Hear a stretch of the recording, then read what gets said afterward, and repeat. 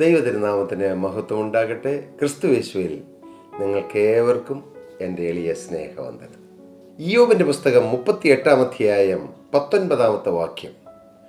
വെളിച്ചം വസിക്കുന്ന സ്ഥലത്തേക്കുള്ള വഴി ഏത്? ഇരുളിൻ്റെ പാർപ്പിടവും എവിടെ? ഇയ്യോബിൻ്റെ പുസ്തകത്തിൽ വലിയൊരു ചോദ്യം, 2 ചോദ്യങ്ങൾ. വെളിച്ചം വസിക്കുന്ന സ്ഥലത്തേക്കുള്ള വഴി ഏത്? Where is the way where light dwells? ഇരുളിൻ്റെ പാർപ്പിടവും എവിടെ? And as for darkness, where is the place thereof? എവിടെയാണ് ഇരുൾ വസിക്കുന്നത്? എവിടെയാണ് വെളിച്ചം വസിക്കുന്നത്? വെളിച്ചത്തിലേക്ക് ഉള്ള വഴി ഏത്? വെളിച്ചം വസിക്കുന്ന സ്ഥലത്തേക്കുള്ള വഴി ഏത്? ഇരുൾ വസിക്കുന്ന സ്ഥലമേത്? വളരെ പ്രസക്തമായ 2 ചോദ്യങ്ങളാണ് ഇയ്യോബിൻ്റെ പുസ്തകം 38 അധ്യായം 19 വാക്യത്തിൽ നമുക്ക് വായിക്കാൻ കഴിയുന്നത്. ഇരുളുണ്ട്, വെളിച്ചമുണ്ട് എന്ന് വേദപുസ്തകത്തിൽ ഉടനീളം നമുക്ക് വായിക്കാൻ കഴിയും. ഇരുളും വെളിച്ചവും തമ്മിലുള്ളതായ ഒരു പോരാട്ടം, അത് രേഖപ്പെടുത്തിയിരിക്കുന്ന ഒരു ബുക്കാണ് ബൈബിൾ. ശരിക്കും നമുക്ക് വായിച്ചു നോക്കിയാൽ അറിയാം. ആ ഉൽപ്പത്തി പുസ്തകം 1 അധ്യായം ആദ്യത്തെ വാക്യങ്ങൾ വായിക്കുമ്പോൾ ആ 2 വാക്യത്തിൽ തന്നെ പറഞ്ഞിരിക്കുന്നു, ആഴത്തിന്മീതെ ഇരുളുണ്ടായിരുന്നു, ഭൂമി പാഴും ശൂന്യവുമാക്കി കളഞ്ഞ ഒരു ഇരുളിൻ്റെ വ്യാപാരം, ദൈവത്തിൻ്റെ എതിരായി വ്യാപരിക്കുന്ന ഒരു ശക്തി, വെളിച്ചത്തിനെതിരായി പ്രവർത്തിക്കുന്ന ഒരു ശക്തി. എന്നാൽ ഈ ഇരുൾ മാറുവാൻ ഒരേ ഒരു മാർഗമേ ഉള്ളൂ, വെളിച്ചം വരണം. എന്നാൽ ഈ വെളിച്ചം എങ്ങനെ വരും? ഏതാണ് വെളിച്ചത്തിലേക്കുള്ള വഴി? വെളിച്ചത്തിലേക്കുള്ള മാർഗം ഏതാണ്? നാം തിരുവചനം വായിക്കുമ്പോൾ അവിടെ നമുക്ക് കാണാൻ കഴിയും. മത്തായിയുടെ സുവിശേഷം 4 അധ്യായം 14 വാക്യം, സെബൂലൂൻ ദേശവും നഫ്താലി ദേശവും കടൽക്കരയിലും യോർദാൻ അക്കരയുമുള്ള നാടും ജാതികളുടെ ഗലീലയും ഇങ്ങനെ ഇരുട്ടിലിരിക്കുന്ന ജനം വലിയൊരു വെളിച്ചം കണ്ടു. മരണത്തിൻ്റെ ദേശത്തിലും നിഴലിലും ഇരിക്കുന്നവർക്ക് പ്രകാശം ഉദിച്ചു. ഇത് യെശയ്യാ പ്രവാചകന്റെ പുസ്തകം 9 അധ്യായം അതിൻ്റെ 2 വാക്യം നാം വായിക്കുമ്പോൾ ഈ പ്രവചനം അവിടെ കാണാൻ കഴിയും. എന്നാൽ ഈ പ്രവചനം നിറവേറിയത് യേശുക്രിസ്തുവിൻ്റെ ജനത്തോടുകൂടിയാണ്. വെളിച്ചം, കർത്താവായ യേശുക്രിസ്തു പറഞ്ഞു, ഞാൻ ലോകത്തിൻ്റെ വെളിച്ചമാകുന്നു. ഈ അന്ധകാരാവൃതമായ ഈ ലോകത്തിലേക്ക്, അന്ധകാരം നിറഞ്ഞു നിൽക്കുന്ന ഈ ലോകത്തിലേക്ക് സത്യപ്രകാശമായി ഉദിച്ചിറങ്ങിയ ഉദയനക്ഷത്രമാണ് കർത്താവായ യേശുക്രിസ്തു. ആദിമ മനുഷ്യനായ ആദാമിൻ്റെ കാലം മുതൽ യേശു ജനിക്കുന്നതിന് തൊട്ടു മുമ്പുള്ള വരെയുള്ളതായ കാലഘട്ടങ്ങൾ, അവിടെ ഇരുളും വെളിച്ചവും തമ്മിലുള്ളതായ പോരാട്ടങ്ങൾ നമുക്ക് കാണാം. ചിലയിടത്തെല്ലാം ഇരുൾ ജയിക്കുകയും വെളിച്ചം പരാജയപ്പെടുകയും, എന്നാൽ മറ്റു ചിലയിടത്ത് വെളിച്ചം ജയിക്കുകയും ഇരുൾ പരാജയപ്പെടുകയും ചെയ്യുന്നത് നമുക്ക് കാണാൻ കഴിയും.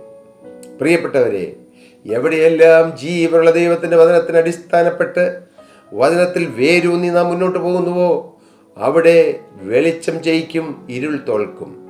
ആദാമിൻ്റെയും ഹവ്വായുടെയും മക്കളായിരുന്ന കയീനും ഹാബേലും, നമുക്ക് കയീൻ്റെയും ഹാബേലിൻ്റെയും കാര്യം നോക്കുമ്പോൾ തന്നെ അറിയാം, ഒരു അന്ധകാരവും ഒരു വെളിച്ചവും തമ്മിലുള്ള പോരാട്ടം. അവിടെ കയീൻ, ഹാബേൽ ഒന്നും ചെയ്തില്ല. ഹാബേൽ ദൈവഭക്തനായി, ദൈവത്തെ സ്നേഹിച്ച്, ദൈവത്തെ ഭയപ്പെട്ട്, ദൈവത്തെ ബഹുമാനിച്ചും ആദരിച്ചും ദൈവത്തെ സ്തുതിച്ചും കൊണ്ട് നടക്കുന്ന ഒരു ബാല്യക്കാരൻ, ഒരു യൗവനക്കാരൻ. എന്നാൽ ദുഷ്ടനായ അവൻ്റെ സഹോദരൻ, എന്തുകൊണ്ട് അവൻ ദുഷ്ടനായി തീർന്നു? അവൻ അന്ധകാരത്തിന് ഇടം കൊടുത്തു. അതേ പ്രിയപ്പെട്ട സഹോദരീ സഹോദരങ്ങളെ, നാം അന്ധകാരത്തിന് ഇടം കൊടുക്കുമ്പോൾ നമ്മുടെ ഉള്ളിൽ അന്ധകാരം വന്ന് വസിക്കുകയും അന്ധകാരത്തിൻ്റെ പ്രവൃത്തികൾ നമ്മിൽ നിന്ന് പുറപ്പെടുകയും ചെയ്യും. എന്നാൽ നാം വെളിച്ചത്തിന് ഇടം കൊടുക്കുമ്പോൾ വെളിച്ചം നമ്മിൽ വസിക്കുകയും വെളിച്ചത്തിൻ്റെ പ്രവൃത്തികൾ നമ്മിൽ നിന്ന് പുറപ്പെടുകയും ചെയ്യും. കയീനും ഹാബേലും അതിന് നല്ല ഉദാഹരണങ്ങളാണ്. ഒരപ്പൻ്റെ മക്കൾ, ഒരേ സാഹചര്യത്തിൽ വളർന്നവർ, പക്ഷേ ഒരാൾ വെളിച്ചത്തിൻ്റെ വെളിച്ചത്തെ സ്നേഹിച്ച് വെളിച്ചത്തിന് വേണ്ടി നിന്നു. ഒരാൾ അന്ധകാരത്തിന് അടിമയായി തീർന്നു. ഉൽപ്പത്തി പുസ്തകം വായിക്കുമ്പോൾ ആദ്യ കൊലപാതകം അവിടെ നടക്കുന്നതായിട്ട് കാണാൻ കഴിയും. ഏത്? സഹോദരൻ സഹോദരനെ കൊല്ലുന്നു. അന്ന് തുടങ്ങിയതായ ആ ഒരു യുദ്ധം, അന്ന് തുടങ്ങിയതായ മനുഷ്യനും തമ്മിലുള്ളതായ പോരാട്ടം, അന്ധകാരവും വെളിച്ചവും തമ്മിലുള്ള പോരാട്ടം ഇന്നും തുടരുന്നു. അത് വിപുലമായി അത് രാജ്യങ്ങളിലേക്കും വ്യാപിച്ചിരിക്കുന്നു. എന്തുകൊണ്ടാണ് യുദ്ധങ്ങൾ നടക്കുന്നത്? പാവപ്പെട്ട മനുഷ്യനെ കൊന്നൊടുക്കുന്നു. ഒരേപോലെ ഇരിക്കുന്ന മനുഷ്യൻ, ഒരേപോലെ അവയവങ്ങളുള്ള മനുഷ്യൻ, ദൈവത്തിൻ്റെ കൈപ്പണിയായ മനുഷ്യൻ തമ്മിൽ വെട്ടിയും കുത്തിയും, അല്ല ഇന്നത്തെ കാലഘട്ടത്തിൽ ന്യൂക്ലിയർ വാർ, ഏതെല്ലാം യുദ്ധസന്നാഹങ്ങൾ നിങ്ങൾക്കറിയാമോ?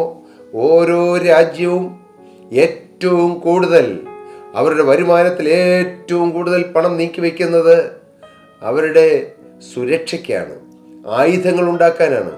കോടാനുകോടി രൂപയുടെ, കോടാനുകോടി ഡോളറിൻ്റെ ആയുധങ്ങളുടെ വൻ ശേഖരമാണ് ഓരോ രാജ്യങ്ങളും സൂക്ഷിച്ചു വച്ചിരിക്കുന്നത്.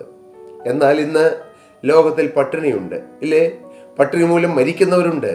ആയുധങ്ങൾ ഉണ്ടാക്കുന്ന രൂപയുടെ 1% മാറ്റിവെച്ചാൽ മതി, ഇന്ന് ലോകത്തിലെ മുഴുവൻ പട്ടിണിയും മാറ്റാം. എന്നാൽ ഈ യുദ്ധം തുടങ്ങിയത് അങ്ങ് ഏദൻ തോട്ടത്തിലാണ്. ഏദൻ തോട്ടത്തിൽ ദൈവത്തിൻ്റെ കൈപ്പിണിയായ മനുഷ്യൻ്റെ മേൽ അന്ധകാരത്തിൻ്റെ വ്യാപാരം വരുന്നു. വെളിച്ചവും ഇരുളും തമ്മിലുള്ള യുദ്ധമുണ്ടായി. ഏദൻ തോട്ടത്തിൽ ഇരുൾ ജയിച്ചു, വെളിച്ചം പരാജയപ്പെട്ടു. നിങ്ങൾ കേൾക്കുന്നുവോ? നിങ്ങൾ ഭയത്തോടെ കേൾക്കൂ, അത്ഭുതത്തോടെ കേൾക്കൂ. വെളിച്ചം പരാജയപ്പെട്ടു ഏദൻ തോട്ടത്തിൽ. എങ്ങനെ? മനുഷ്യൻ പാപത്തിനിടം കൊടുത്തപ്പോൾ ഇരുൾ ജയിച്ചു, വെളിച്ചം പരാജയപ്പെട്ടു. മകനെ, നിന്റെ ജീവിതത്തിൽ നീ പാപത്തിനിടം കൊടുക്കുമ്പോൾ നീ ദൈവത്തെ തോൽപ്പിക്കുകയാണെന്നുള്ള സത്യം നീ മറക്കരുത്.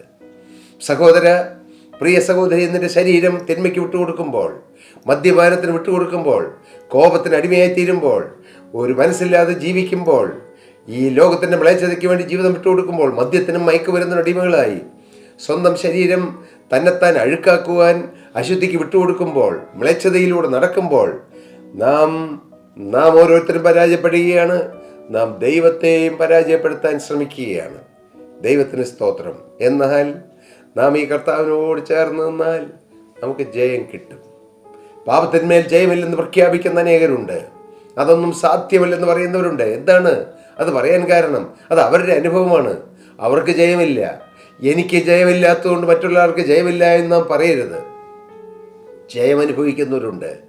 യേശു ക്രിസ്തുവിൻ്റെ നാമത്താലും, യേശു ക്രിസ്തുവിൻ്റെ രക്തത്താലും, യേശുവിൻ്റെ കാൽവറിയിലെ യാഗത്താലും, യേശു ക്രിസ്തുവിൻ്റെ വചനത്തിൻ്റെ ശക്തിയാലും, യേശു ക്രിസ്തു കാൽവറിയിൽ നേടിയ വിജയത്താലും ഏതൊരു മനുഷ്യനും യേശുവിൽ വിശ്വസിക്കുകയും യേശുവിനെ രക്ഷിതാവും കർത്താവുമായി സ്വീകരിക്കുന്ന ഏതൊരു മനുഷ്യനും വിജയമുണ്ട്. ഹല്ലേലൂയ. യോബിൻ്റെ പുസ്തകത്തിൽ ചോദിക്കുന്നു, യോബിൻ്റെ പുസ്തകത്തിൽ നാം വായിച്ചത് എന്താണ്? ദൈവത്തിന് സ്തോത്രം. വെളിച്ചം വസിക്കുന്ന സ്ഥലത്തേക്കുള്ള വഴി ഏത്? നിങ്ങൾക്ക് പറഞ്ഞു തരാം. വെളിച്ചം വസിക്കുന്ന സ്ഥലത്തേക്കുള്ള വഴി കർത്താവായ യേശു ക്രിസ്തുവാണ്. അതുകൊണ്ടാണ് യേശു ക്രിസ്തു പറഞ്ഞത്, ഞാൻ തന്നെ വഴിയും സത്യവും ജീവനുമാകുന്നു. യേശു വെളിച്ചമാണ്, വെളിച്ചത്തിലേക്കുള്ള വഴിയാണ്. യേശു ലോകത്തിൻ്റെ വെളിച്ചമാണ്, യേശു പ്രകാശമാണ്. ഹല്ലേലൂയ. ദൈവനാമമഹത്വപ്പെടട്ടെ. യേശു വസിക്കുന്ന ഇടം അത് പ്രകാശമുള്ള സ്ഥലമാണ്. യേശുവിലേക്ക് വരൂ, അപ്പോൾ വെളിച്ചമുണ്ടാകും. നിങ്ങളേതെല്ലാം കർമ്മങ്ങളോ ആചാരങ്ങളോ അനുഷ്ഠാനങ്ങളോ നിങ്ങളെന്തെല്ലാം മനോണപ്രവൃത്തികളോ ചെയ്താലും ഈ വെളിച്ചം വരികയില്ല. യേശു ഒഴികെ ഈ ഭൂമിയിൽ ആരോടെല്ലാം പ്രാർത്ഥിച്ചാലും, ഏതെല്ലാം വിശുദ്ധനോട് പ്രാർത്ഥിച്ചാലും വെളിച്ചം വരികയില്ല. കാരണം വെളിച്ചത്തിൻ്റെ ഉടയവൻ ക്രിസ്തുവാണ്.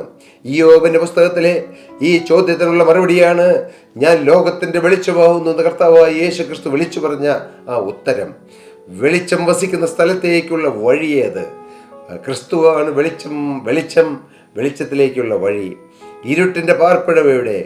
ഇരുട്ടിൻ്റെ പാർപ്പിടം ദുഷ്ടപിശാച് വസിക്കുന്ന ഇടമാണ്, പാപത്തിൻ്റെ ഇടമാണ്. നാം പാപത്തിന് ഇടം കൊടുക്കുമ്പോൾ ഇരുട്ടിൻ്റെ വഴിയിലേക്ക് പോവുകയാണ്.